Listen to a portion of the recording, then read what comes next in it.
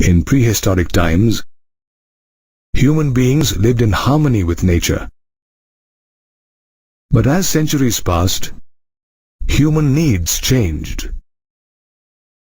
to greed, and soon they started exploiting nature's wealth.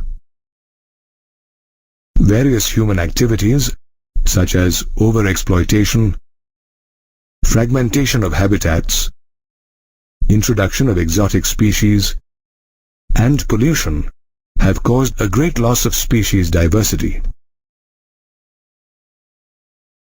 At present, more than 15,500 species worldwide are on the verge of extinction.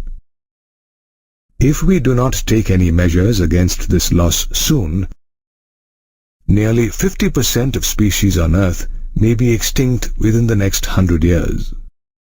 However, why exactly do we need to conserve our biodiversity? Imagine a world without birds, plants, or your favorite animals. There are many reasons to conserve our biodiversity, which can be grouped into three categories: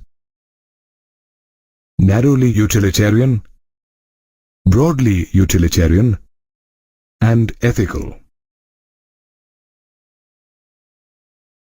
According to the first reason, narrowly utilitarian, biodiversity must be conserved as we get direct economic benefits from nature in the form of food, fiber, firewood, and several industrial products such as tannins, lubricants, dyes, resins, and perfumes.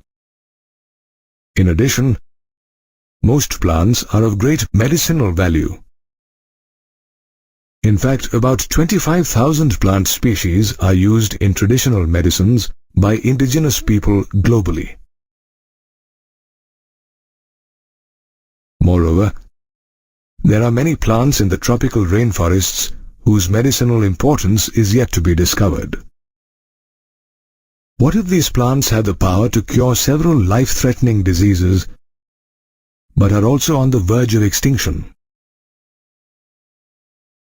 Currently, most nations are exploring bioprospecting, whereby human resources are used to explore molecular, genetic, and species-level diversity for products of economic importance.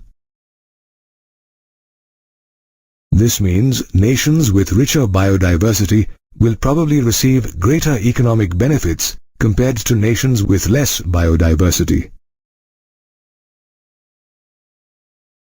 Another reason to conserve biodiversity is broadly utilitarian, as it provides major services such as photosynthesis and pollination.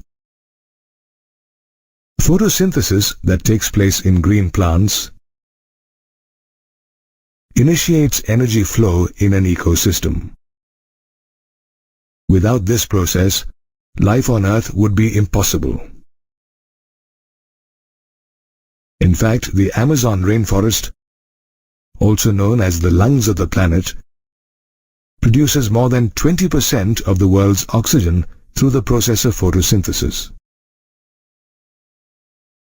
Will we be able to replace this service by an artificial one? Imagine its cost when an oxygen cylinder costs a few hundred rupees. Another important ecosystem service is pollination, in which several insects and birds function as pollinators. Without the help of these pollinators, we would not have got fruit or seeds. Do you think we can lose such important service providers, especially when it affects our survival? Besides all these benefits, we get priceless, intangible benefits from nature, such as the pleasure of watching naturally growing flowers and birds chirping at sunrise. Apart from narrowly and broadly utilitarian reasons, there are ethical reasons to conserve our biodiversity.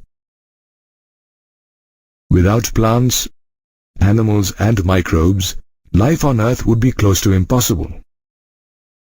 Every species on Earth has an intrinsic value, even though it might not have a price tag attached to it.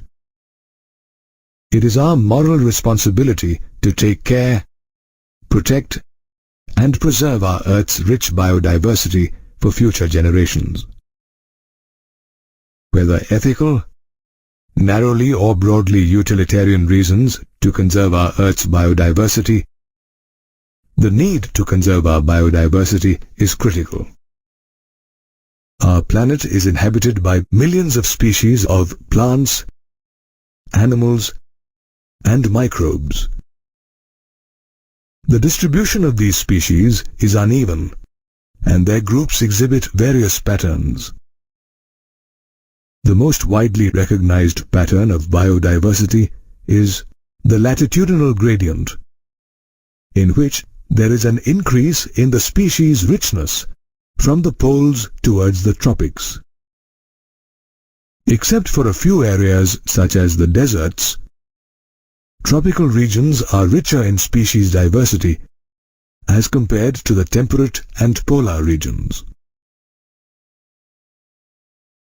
For instance, Colombia, located at 4 degrees north, has almost 1,400 bird species, while India, at 28 degrees north, has approximately 1,200 bird species, while New York State, at 41 degrees north, has 105 bird species, and Greenland, at 71 degrees north, has only 56 bird species. Moreover, tropical forests have greater species diversity than the temperate forests. For example, a forest in Ecuador has 10 times more species of vascular plants than the forest in Midwest USA. Did you know that the tropical Amazon rainforest in South America has the greatest biodiversity in the world? This rainforest is home to several million species. Interestingly, biologists believe there may be at least 2 million species of insects waiting to be discovered in these rainforests. But why are the tropical regions so rich in biodiversity? Evolutionary biologists and ecologists have put forth various hypotheses. According to one of the hypotheses, evolution of species is a function of time. In the past, the temperate regions have often faced glaciations. In contrast, the tropical regions have been relatively undisturbed for millions of years. As a result, the tropical regions have had a long evolutionary time for species diversification. Another hypothesis stated that, unlike temperate regions, the tropical environments are relatively more constant and predictable. Such constant environments encouraged niche specialization and led to greater species diversity. According to yet another hypothesis, the availability of abundant solar energy in the tropics contributes to higher productivity, which indirectly leads to greater diversity. Apart from latitude, the area of a place too determines the species diversity or richness. A relationship between species and area was proposed by a German naturalist and geographer, Alexander von Humboldt, while he was exploring the wild in the South American jungles. According to him, within a region, species richness increased with the increasing explored area, but only up to a limit.